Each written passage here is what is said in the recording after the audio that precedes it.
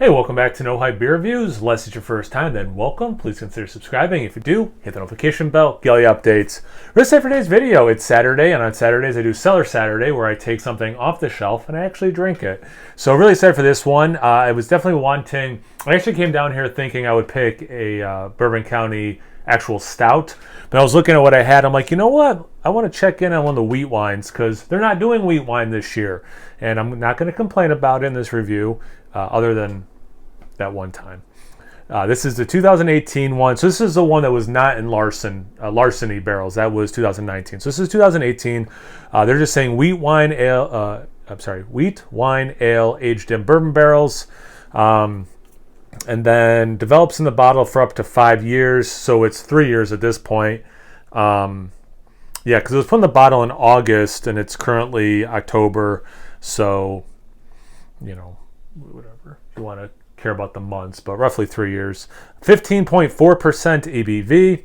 And it just has, oh no, it does have some notes. Rich toasted malt with notes of vanilla, toffee, and bourbon. And yeah, I guess that's about everything. Let's crack it open. Proper glassware, so you know it's going to taste better. Glass is courtesy of Mike from Nerd Sense. Make sure you check out Nerd Sense if you don't already. I don't know why you wouldn't. Those dudes are rad.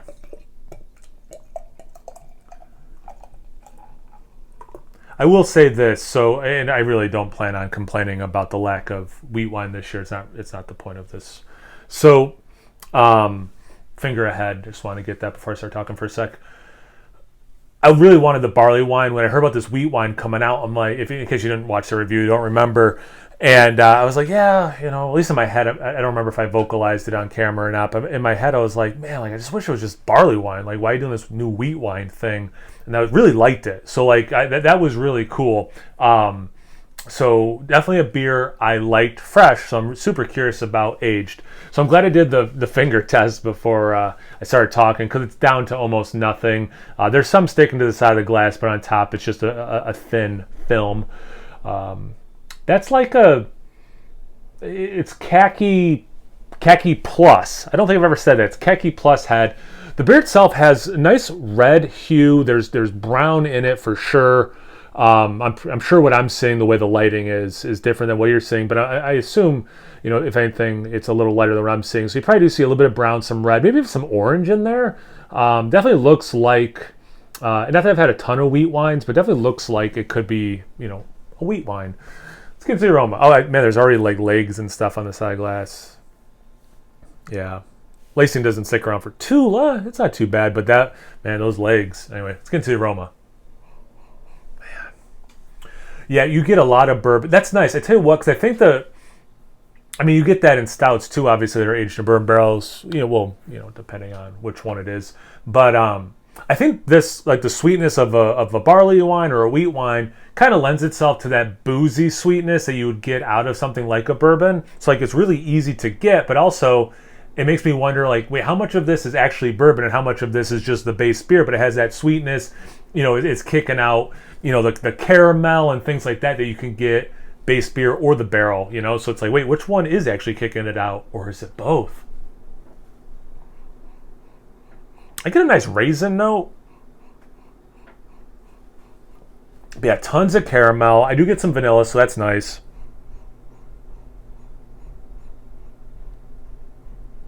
There's this like kiss of chocolate. It's not quite raisinets. I know Matt from Massive Beer Reviews, I got that from him. Not necessarily this style of beer, but like you do sometimes get that chocolate and raisin thing. There's just a kiss of chocolate. This isn't a style that would have a lot of chocolate, but it does kind of invoke, or like if there was some sort of like not sticky caramel version of like caramel covered raisins, it's like that, but there is a kiss of chocolate.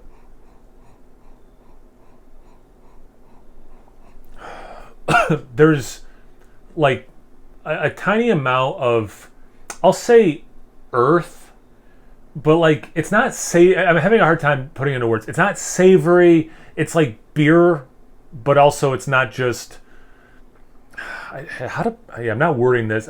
What I'm saying is not conveying the thing very well, and I apologize for that.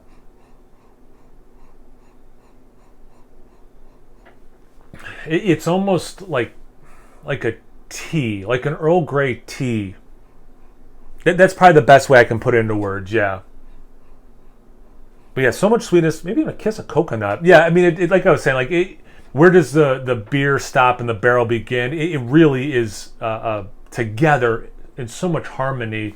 It just smells fantastic. It smells like it's gonna be really sweet, and I'm all in on that. Cheers. Oh man. Yeah, I mean, I love that. Like I said, I love that beer fresh. I'm loving it with some age on it. It follows the nose a lot. I'm going to say that caramel or the coconut thing's a little more than I was getting the aroma. Tons of caramel. You definitely get the booze and the warming of the chest. Now, this is like right off the shelf. I didn't put in the fridge at all. And it's 62 degrees down here. Yeah, 62 degrees down here. So it's definitely not that cold. So like it's not hiding any alcohol. And at least on first sip, I'm not getting it on the palate, just some warmth in the chest. But yeah, so much caramel. You get that vanilla. Like I said, you get more coconut than I even got in the aroma. About the exact same level of this like whisper of chocolate, almost like just a little bit like if you made a very caramel coconut forward dessert bar and then maybe like put some cacao powder on the top of it. Like that little bit of a trace, but kind of helps maybe accentuate what's there. The bourbon note's real nice. Like I was saying in the aroma, it's almost hard to tell which part of the beer's kicking out these flavors. And it's not that like I'm getting caramel two different ways. It really is a very cohesive experience, and I bet you both things are contributing to it. It is pretty sweet. I love sweet things, so it's not like overly sweet. It's not cloyingly sweet to me. But I could see some people being like, "Yeah, it's a little too sweet for me."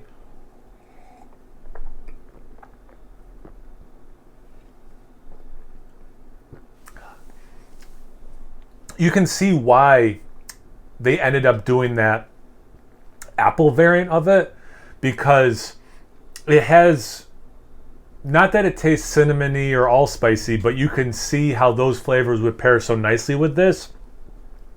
And I do get a very faint, about the same level of that chocolate, of like a green apple thing. So that's another one where I was like, what are they thinking with this variant? And then I ended up really liking it. But I tell you what, drinking this now, I can kind of see why someone, one of the brewers or whoever had that idea, maybe tasted this one and was like, you know what, let's up that a little bit. Because I think there's something special about it and something's there. Kiss of Clovers. So now that I'm, or clove, I mean. So now that I'm like, I don't get cinnamon, I don't get allspice. I swear I do get a little bit of clove in there though, which is kind of interesting. There is a warmth on my tongue, but still not tasting alcohol after whatever it's been, 2 or 3 sips. But yeah, that caramel, it's so lovely.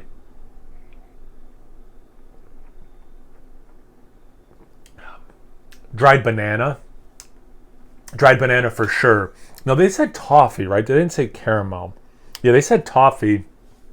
My mind goes to caramel. I totally get the toffee thing though.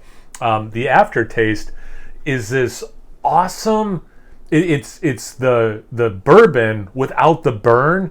Like it is so, but there's a little bit of this dry warmth. But again, no burn, no noticeable alcohol taste. But man, that is what bourbon tastes like, lingering in the best possible way. I mean, I think it's clear how much I'm liking this beer with age on it. And again, I really liked it fresh, but I think this has continued to be a really nice experience. I have one more bottle, which I'm stoked about. I'll probably wait closer to the 5-year mark or even longer. But yeah, this is something special. It's holding up and it's still delivering. It's firing on all cylinders. Excuse me. Have you had this beer before? Have you had it lately? Have you had any other Wheatwine variants lately or ever? Whatever. Anything, everything. Comment section below. Let's get a conversation going. Once you're done doing that, make sure you check me out on Instagram and Untappd. It's No Hype Beer Reviews at both those places. So always please like, comment, subscribe, and most importantly, imbibe. Cheers, everyone.